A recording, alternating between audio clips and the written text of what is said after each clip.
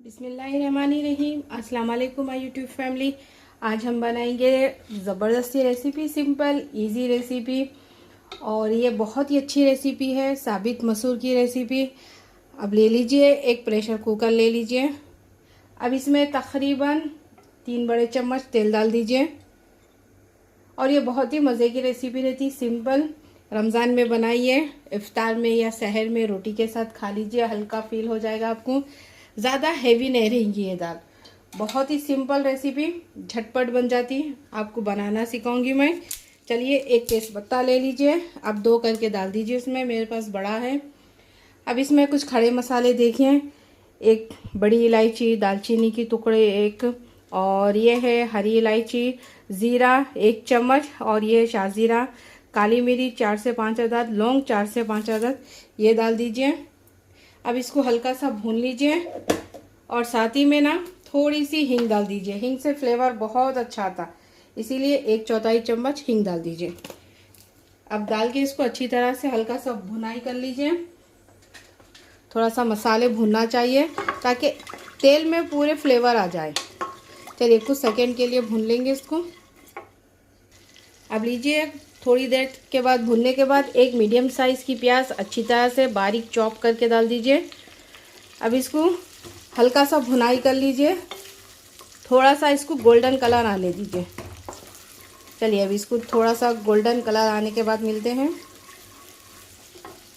अब देखिए, प्याज का कलर हल्का सा चेंज हो चुका है। अब इसी में तकरीबन 1-1.5 चम्मच अदरक लहसुन का डाल दीजिए। मेरे पास छोटा चम्मच है, इसीलिए मैं 1.5 चम्मच ली। आपके पास बड़ा है तो 1 चम्मच ले लीजिए। अब साथ ही में कड़ी पत्ता डाल दीजिए, कड़ी पत्ते के 2 काइयाँ डाल दीजिए फ्रेश। इससे भी इसका फ्लेवर, खुशबू बहुत अच्छी आती है। अब ये थोड़ा सा भून चुका है। अब इसी के अंदर 2 टमाटर डाल दीजिए, चॉप करके बारीक अच्छी तरह से चॉप कर लीजिए।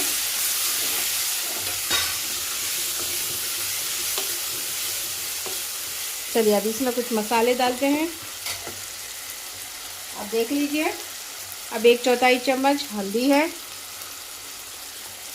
अब लाल मिर्ची आपके टेस्ट के हिसाब से डालिए, कम या ज़्यादा। अब मेरे पास छोटा चम्मच है, इसीलिए मैं 2 से 3 बड़े चम्मच डाल रही हूँ। छोटे चम्मच, सॉरी, 2 बड़े चम्मच डाल दीजिए। अब इसी में नमक डाल दीजिए टेस्ट के हिसाब से आपके। मैं 1 चम्मच डाल रही हूँ। अब इसी में जाएगा ज़ीरा पाउडर 1 छोटी चम्मच, और धनिया पाउडर 1 चम्मच भर के 1 से 1.5 चम्मच डाल दीजिए। ये घर में ही बना हुआ धनिया, ज़ीरा सब, इसकी वीडियो है मेरे पास फ्रेश।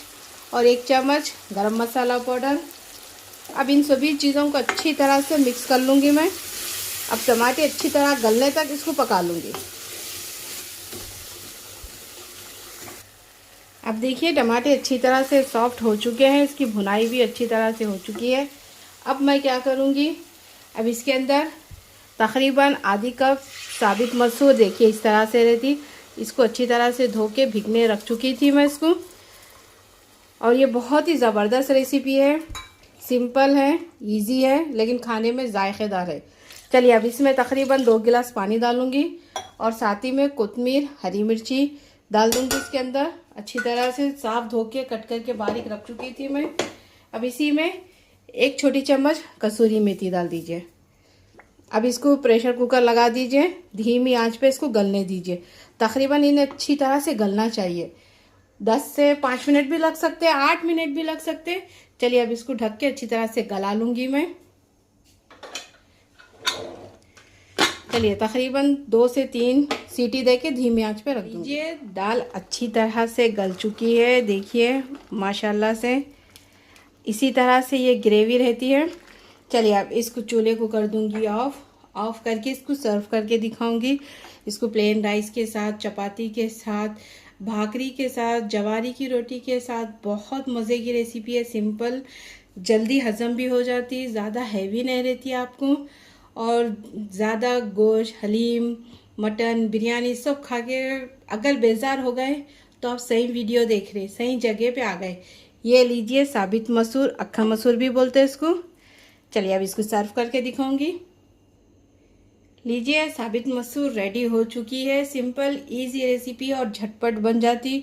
तकरीबन 5 मिनट में आपकी ये मसूर की दाल रेडी हो जाती।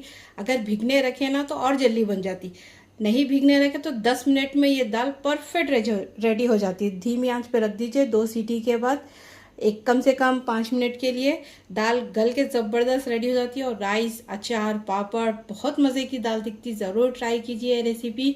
अगर पसंद आ गई तो कीजिए मेरे चैनल को सब्सक्राइब, लाइक कीजिए मेरी रेसिपी को, शेयर कीजिए ज़्यादा से ज़्यादा।